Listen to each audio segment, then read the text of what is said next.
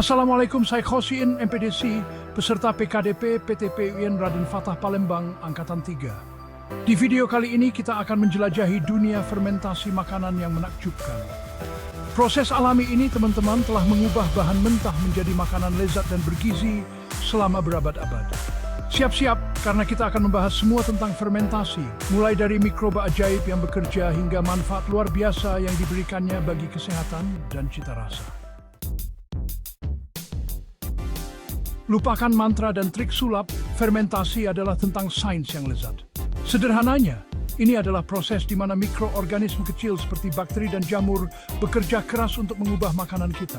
Mereka memecah gula dan pati, menghasilkan asam laktat, gas, dan senyawa lainnya yang memberi makanan fermentasi rasa, aroma, dan tekstur yang unik. Dan tahukah Anda, proses ini jauh lebih hemat energi daripada metode pengawetan lainnya. Ini seperti kipasan kecil yang bekerja pahen noted, seperti listrik. Sekarang, mari kita bahas manfaatnya. Fermentasi adalah proses kuno yang telah digunakan selama ribuan tahun di berbagai budaya di seluruh dunia. Namun, manfaatnya seringkali tidak diketahui oleh banyak orang. Fermentasi bukan hanya tentang rasa, teman-teman. Ini adalah seni dan ilmu yang mengubah makanan biasa menjadi sesuatu yang luar biasa. Proses ajaib ini secara ajaib meningkatkan nilai gizi makanan kita. Misalnya, vitamin dan mineral dalam makanan seringkali menjadi lebih tersedia setelah fermentasi, membuatnya lebih mudah diserap oleh tubuh kita. Ingat pasukan kecil yang kita bicarakan tadi? Mereka memecah nutrisi kompleks menjadi bentuk yang lebih mudah dicerna dan diserap oleh tubuh kita.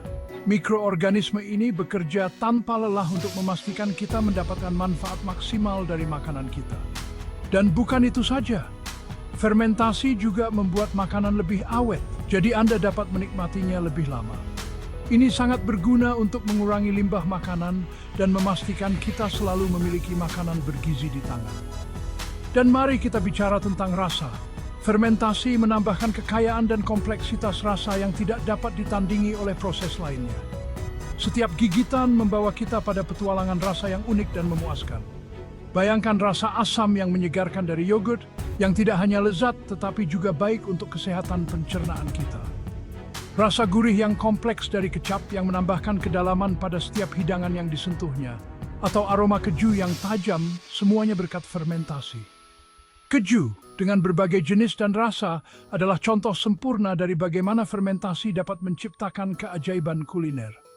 Jadi, lain kali Anda menikmati makanan yang difermentasi, ingatlah bahwa Anda tidak hanya menikmati rasa yang luar biasa, tetapi juga mendapatkan manfaat kesehatan yang luar biasa. Fermentasi adalah hadiah dari alam yang terus memberi.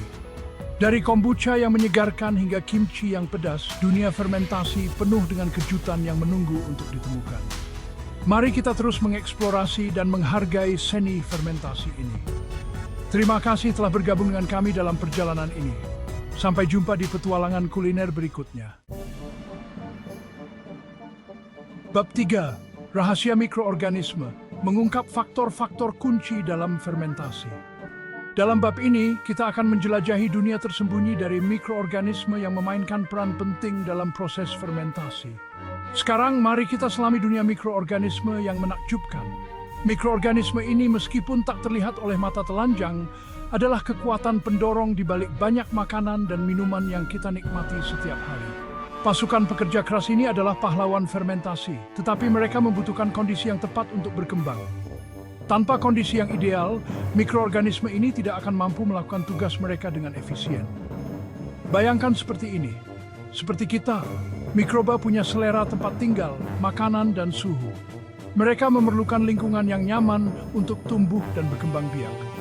Aktivitas air atau jumlah air bebas yang tersedia sangat penting untuk pertumbuhan mereka. Tanpa cukup air, mikroorganisme tidak dapat melakukan proses metabolisme yang diperlukan untuk fermentasi. Lalu ada pH, yang menentukan tingkat keasaman atau kebasaan lingkungan. pH yang tepat dapat mempengaruhi jenis mikroorganisme yang dapat tumbuh dan seberapa cepat mereka berkembang. Suhu juga penting, karena mikroba yang berbeda tumbuh pada kisaran suhu yang berbeda. Beberapa mikroorganisme lebih suka suhu hangat, sementara yang lain lebih suka suhu yang lebih dingin.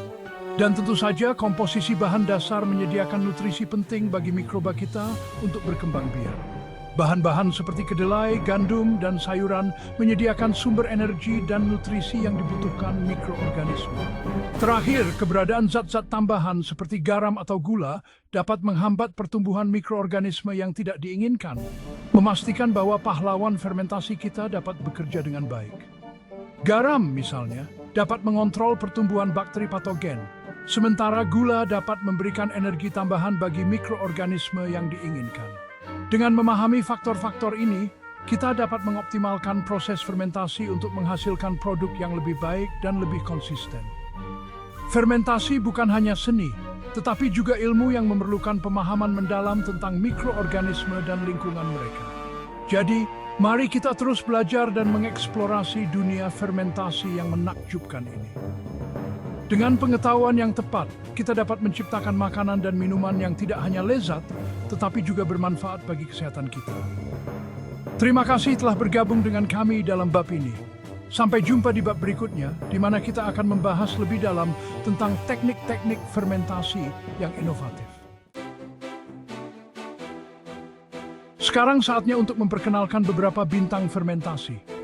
Pertama, kita memiliki jamur seperti yang digunakan dalam pembuatan kecap dan miso. Kemudian ada bakteri seperti yang luar biasa yang memberi kita yogurt, kimchi, dan sauerkraut yang lezat. Dan jangan lupakan ragi seperti yang bertanggung jawab atas keajaiban pembuatan roti dan bir. Setiap mikroorganisme ini membawa keunikannya sendiri ke dalam proses fermentasi, menghasilkan beragam makanan dan minuman fermentasi yang kita nikmati saat ini. Sungguh menakjubkan bagaimana makhluk kecil ini dapat menciptakan keajaiban seperti itu. Pada kegiatan pembelajaran ini, kita akan menggunakan model pembelajaran yang interaktif dan kolaboratif untuk mengasah keterampilan memecahkan masalah yang kompleks dan relevan dengan kehidupan nyata. Bentuk kelompok maksimal 5 orang. Pilih teman sekelompok dengan bijak. Pastikan setiap anggota memiliki peran yang jelas dan kontribusi yang signifikan. Setiap kelompok akan menyelidiki kasus menarik yang berkaitan dengan produksi tempe di Bengkulu. Ini adalah kesempatan untuk menerapkan teori yang telah dipelajari dalam situasi praktis. Masalahnya begini, di Bengkulu di mana tempe sangat disukai, produksinya menurun drastis karena harga kacang kedelai yang tinggi. Ini menimbulkan tantangan besar bagi produsen lokal. Di sisi lain, provinsi ini memiliki surplus biji durian, nangka, dan cempedak dari industri buah yang berkembang pesat. Biji-biji ini seringkali tidak dimanfaatkan dengan baik dan hanya menjadi limbah. Tugas Anda, temukan hubungan antara kedua masalah ini dan temukan solusi inovatif menggunakan pengetahuan fermentasi Anda. Pikirkan bagaimana biji-biji ini bisa diolah menjadi produk yang bernilai tinggi. Silahkan cari literatur dan bahan bacaan untuk memecahkan kasus ini. Manfaatkan sumber daya yang ada di perpustakaan dan internet untuk mendapatkan informasi yang akurat dan relevan. Ingat, jawabannya terletak pada pemahaman kekuatan fermentasi dan penerapannya secara kreatif. Selamat mencoba. Jangan lupa untuk mendokumentasikan setiap langkah yang Anda ambil dan hasil yang Anda peroleh. Presentasikan temuan Anda dengan percaya diri dan siap untuk berdiskusi dengan kelompok lain. Proses ini tidak hanya akan mengasah keterampilan teknis Anda, tetapi juga kemampuan komunikasi dan kerjasama tim. Setiap kelompok akan memiliki kesempatan untuk mempresentasikan solusi mereka di depan kelas dan menerima umpan balik dari teman-teman dan pengajar. Gunakan umpan balik tersebut untuk memperbaiki dan menyempurnakan solusi Anda. Ingat, tujuan utama dari kegiatan ini adalah untuk belajar dan berkembang. Jangan takut untuk mencoba hal baru dan berpikir di luar kotak. Nikmati proses pembelajaran ini dan jadikan setiap tantangan sebagai peluang untuk tumbuh. Semangat di Sebris!